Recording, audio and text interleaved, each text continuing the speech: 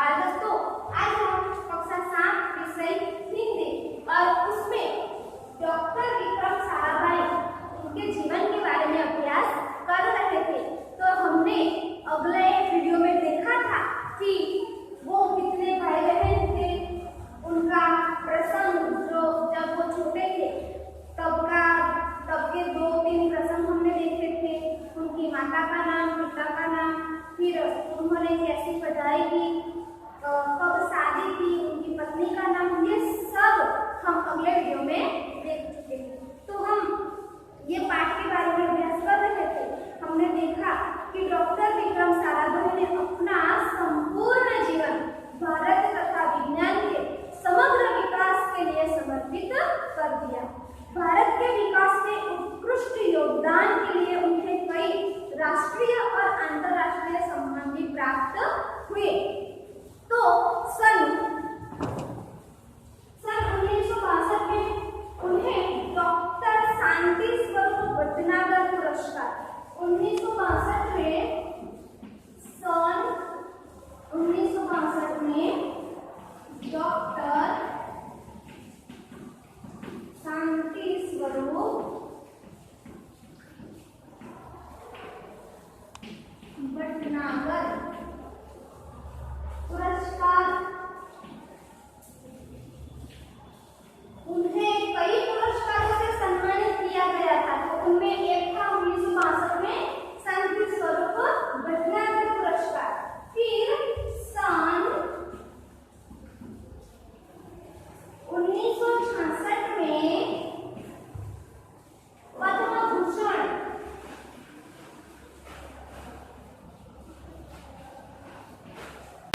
तो बात दोस्तों 1966 में पद्म भूषण और 1972 में मरणोत्तर पद्म विभूषण जैसे पुरस्कारों से उन्हें नवाजा गया था। अब ये जो पुरस्कार है, पद्म भूषण, पद्म विभूषण, ये भारत रत्न, ये सब पुरस्कार कब दिए जाते हैं, ये सब मैं आपको डिटेल में हम जब मिलेंगे तब जरूर से बताऊंगी। तो उन्हें ऐसे पुरस्कारों से नवाजा गया था।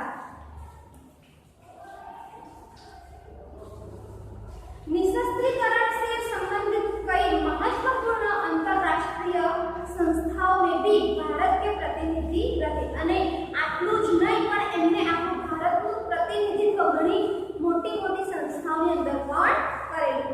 ડોક્ટર વિક્રમ સારાભાઈ सन 1966 में international council of scientific union के सदस्य रहे। मैंने आपको पहले बताया कैसे ही कि वो इतने महान वैज्ञानिक थे कि बड़ी संस्थाओं में उन्हें कई पुरस्कारों से भी नवाजा गया और ऊंचे स्थान पर भी उनका महत्व रहा है। सन 1968 में संयुक्त राष्ट्र संघ में यूनेस्को के विज्ञान विभाग के अध्यक्ष बने। उन्हें इंडियन जियोलॉजिकल यूनियन का प्रमुख बनाया गया। डॉक्टर विक्रम साराभाई सन 1970 में वियना शांति अंतरराष्ट्रीय अणुमंच के 14वीं परिषद के प्रमुख भी बने और सन 1971 में वह संयुक्त राष्ट्र संघ परिषद के उपाध्यक्ष व बाद में विज्ञान विभाग के अध्यक्ष बनाए गए। तो इन्होंने कई पदों को संभाला है। वह केवल उच्च कोटि के वैज्ञानिक ही नहीं थे, बल्कि व्यस्तताओं के बावजूद कला, शिक्षा और समाज के लिए पर्याप्त समय निकाली लेते थे। એટલે કે ફક્ત વિજ્ઞાન ક્ષેત્રની અંદર જ એમણે એમનું યોગદાન આપ્યું એવું નથી, પણ એમણે સાથે શિક્ષા અને સમાજને પણ એમનો સમય આપ્યો છે। उनके ही प्रयासों से अहमदाबाद में लोक विज्ञान केंद्र एवं नेहरू विकास संस्थान की स्थापना हुई અને એમના જ પ્રયત્નોથી આ બે સંસ્થાઓની સ્થાપના કરવામાં આવી। यहाँ पर जन सामान्य की विज्ञान के प्रति रुचि जागरूक करने के लिए कार्य करते रहे અને ત્યાં એટલા બધા કાર્યરત રહ્યા કે લોકોને પણ એમાં રસ પડે એવું એમણે સતત કાર્ય કર્યું। वह 21 दिसंबर सन 1971 की काली तारीख थी। 21 दिसंबर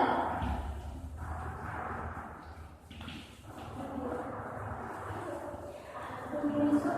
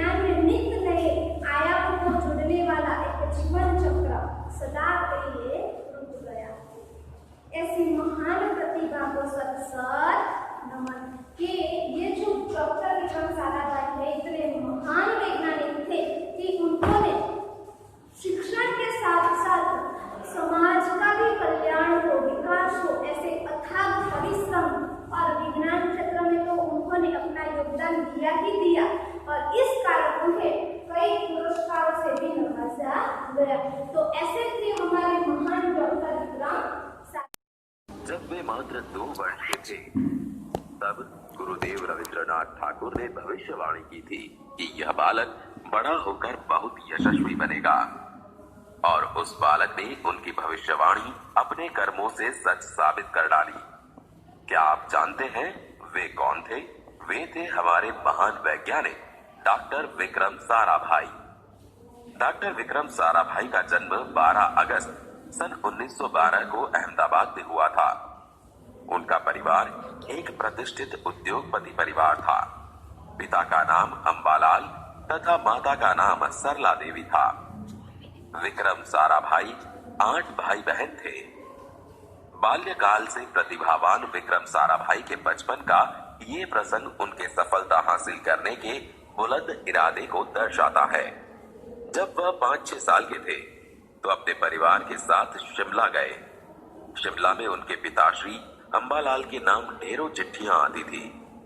यह देखकर बालक विक्रम के मन में भी इच्छा हुई कि उनके नाम भी खूब सारे पत्र आए।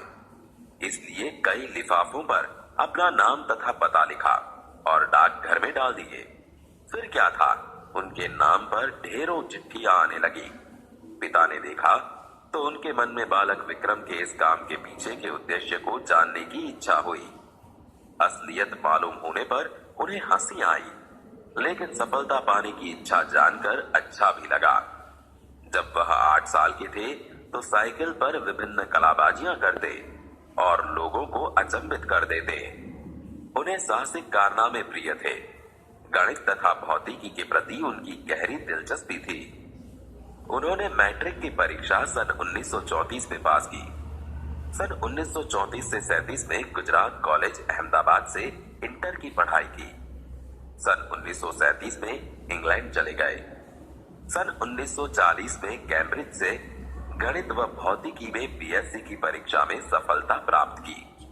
तत्पश्चात द्वितीय विश्व युद्ध के शुरू होते ही विक्रम साराभाई भारत लौट आए। भारत में उन्होंने सर सीवी रामन तथा डॉक्टर होमी भाभा का सानिध्य मिला। वहां राष्ट्रीय स्वतंत्रता आंदोलन से बड़े प्रभावित हुए।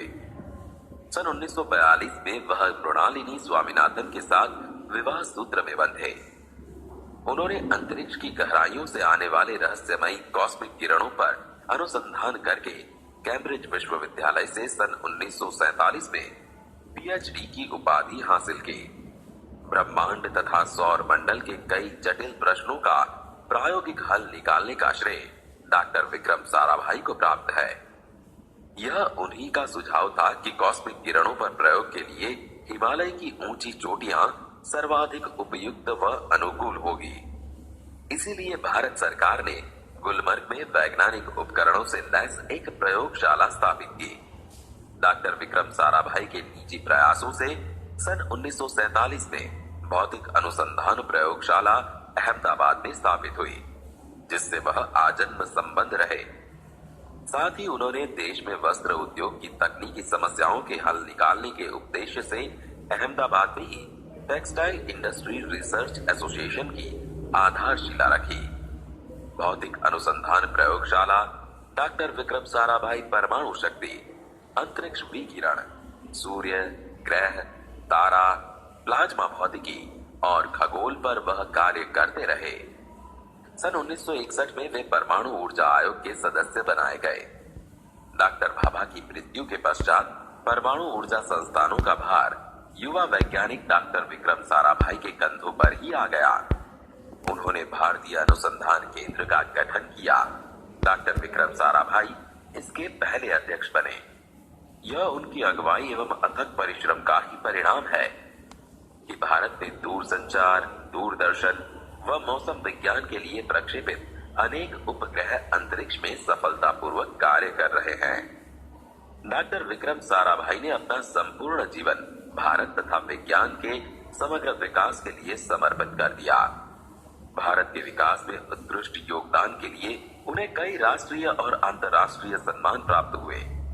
सन 1962 में उन्हें डॉक्टर शांति स्वरूप भटनागर पुरस्कार, सन 1966 में पद्म भूषण तथा सन 1972 में मरणोत्तर पद्म विभूषण जैसे अलंकरणों से नवाजा गया। निशस्त्रीकरण से संबंधित कई महत्वपूर्ण अंतर्राष्ट्रीय संस्थाओं में भी भारत के प्रतिनिधि रहे। डॉक्टर विक्रम साराभाई सन 1966 में international council of scientific union के सदस्य रहे। सन 1968 में संयुक्त राष्ट्र संघ में यूनेस्को के विज्ञान विभाग के अध्यक्ष बने। उन्हें इंडियन जियोलॉजिकल यूनियन का प्रमुख बनाया गया। डॉक्टर विक्रम साराभाई सन 1970 में वियना शांति अंतर्राष्ट्रीय अणु मंच के 14वीं परिषद के प्रमुख बने। सन 1971 में संयुक्त राष्ट्र संघ परिषद के उपाध्यक्ष व बाद में विज्ञान विभाग के अध्यक्ष बनाए गए। वह केवल उच्च कोटि के वैज्ञानिक ही नहीं थे, बल्कि व्यस्तताओं के बावजूद कला, शिक्षा व समाज के लिए पर्याप्त समय निकाल देते थे। उनके ही प्रयासों से अहमदाबाद में लोक विज्ञान केंद्र एवं नेहरू विकास संस्थान की स्थापना हुई। यहाँ वह जन सामान्य की विज्ञान के प्रति रुचि जागृत करने के लिए कार्य करते रहे। वह 21 दिसंबर सन 1971 की काली तारीख थी। डॉक्टर विक्रम साराभाई को त्रिवेंद्रम के लॉन्चिंग स्टेशन तुम्बा में कार्य निरीक्षक के लिए भेजा गया था। वहां एक होटल में ठहरे हुए थे। यही हृदय की गति रुकने से उनकी मृत्यु हो गई। उनके निधन से विज्ञान में नीत नए आयामों को जोड़ने वाला एक जीवन चक्र सदा के लिए रुक गया। ऐसी महान प्रतिभा को शत शत नमन। अब बाल दोस्तों, यही बात जानने के बाद हमारे पास जो वर्कशीट आती है उसमें हमें सही से प्रश्नों के उत्तर लिखकर होमवर्क ग्रुप में आपको भेजना है।